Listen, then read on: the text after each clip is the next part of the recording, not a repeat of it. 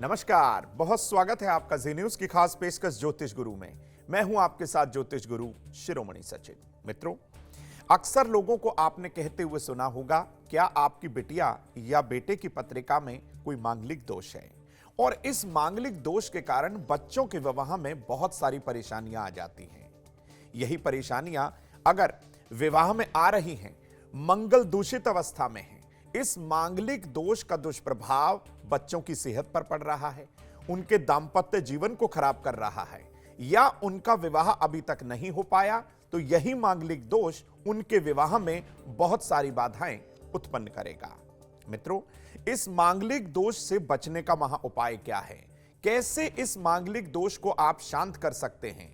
और मंगल अगर आपकी पत्रिका में शुभ अवस्था में हो या फिर कहीं ना कहीं शुभ क्षेत्री हो, तो ऐसे में आप मंगल का एक अच्छा प्रभाव अपनी दैनिक दिनचर्या, अपने दांपत्य जीवन पर भी देख सकते हैं। तो मित्रों, आज इसी विषय पर चर्चा करेंगे। देखिए, सबसे पहले आपको बता दूं कि मंगल ग्रह जब जन्म कुंडली के पहले, चौथे, सातवें, आठवें या 12वें भाव में हो, तो मंगल की इस स्थिति को मांगलिक दोष माना जाता है। महिलाओं की कुंडली में विवाह के लिए मंगल का शुभ होना बेहद जरूरी है, यह आप समझ लीजिए, क्योंकि मंगल कुंडली में मांगल्य का कारक भी माना जाता है। विशेष तौर पर महिलाओं की कुंडली में अशुभ मंगल दांपत्य जीवन को बर्बाद कर देता है, कहीं ना कहीं बिल्कुल खत्म कर देता है। इसीलिए जब आप कोई कार्य करते हैं मंगल के निमित्त, तो उपाय आपको जो है कहीं ना कहीं अच्छा परिणाम नहीं दे पाता। लग्न कुंडली में पहले भाव में अगर मंगल है, तो भाई जातक जो होता है, जो नेटिव है, जो व्यक्ति है, वह बहुत ज्यादा गुस्सैल हो जाता है, अहंकारी हो जाता है। जन्म कुंडली के चौथे भाव में बैठा हुआ मंगल सुखों में कमी कर देता है, पारिवारिक जीवन में समस्या देता है, और यहां पर बैठ के मंगल अपनी चौथी दृष्टि 7वें भाव पर डालता है, जिससे दांपत्य जीवन में गड़बड़ होती है।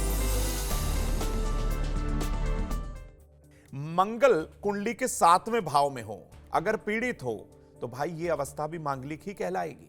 दांपत्य जीवन कहीं ना कहीं जो है अलगाव से भर जाएगा, वैमनस्यता आ जाएगी, कहीं ना कहीं कटुता आ जाएगी, छोटी छोटी बातों में पति पत्नी में बात बिगड़ने लगेगी।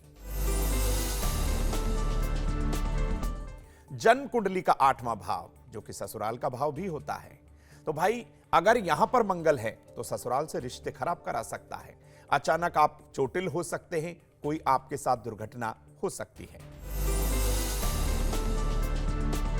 अब बचा कुंडली का 12वां भाव। 12वां भाव व्यय का भाव होता है।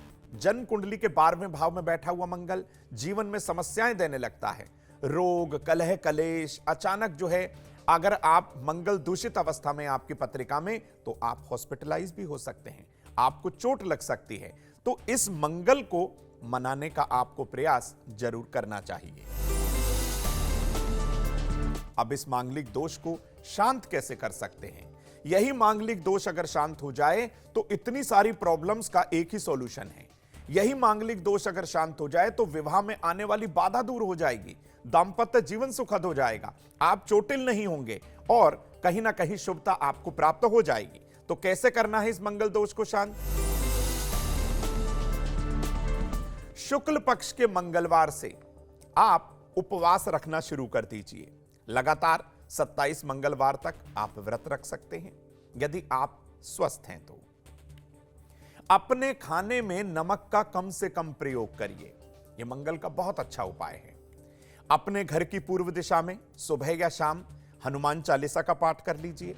अगर आपके पास थोड़ा सा समय और है, तो आप सुंदरकांड का पाठ भी कर सकते हैं। किसी भी हनुमान मंदिर में सिंदूर, चमेली का तेल, जनेऊ, मीठा पान, लड्डू, गुलाब के फूलों की माला और थोड़ा सा इत्र आप हनुमान जी को अर्पित करिए, और उनके सामने शुद्ध घी का एक चौमुखा दीपक जरूर जलाइए। ऐसा करने से भी मांगलिक दोष धीरे धीरे शांत हो जाता है। मंगल की दोपहर के समय आपको पूजा अर्चना जरूर करनी चाहिए। एक महामंत्र आपको दे रहे हैं, ओम अंग अंगारकाय नमः। इस महामंत्र का या तो लाल चंदन की माला से या रुद्राक्ष की माला से हो सके तो आप 108 बार जाप जरूर करें। जरूरत पड़ने पर लाल मसूर की दाल का दान कर सकते हैं, लाल कपड़ों का दान कर सकते हैं, थोड़ा सा गुड़, शहद, शक्कर आदि का दान भी आप किसी जरूरतमंद व्यक्ति को मंगलवार की मध्य दोपहर जरूर करिएगा। ऐसा करने से भी मांगलिक दोष के अंदर कहीं ना कहीं शांति आएगी, परिवार में शांति बनी रहेगी और आपका क्रोध भी बिल्कुल शांत हो जाएगा।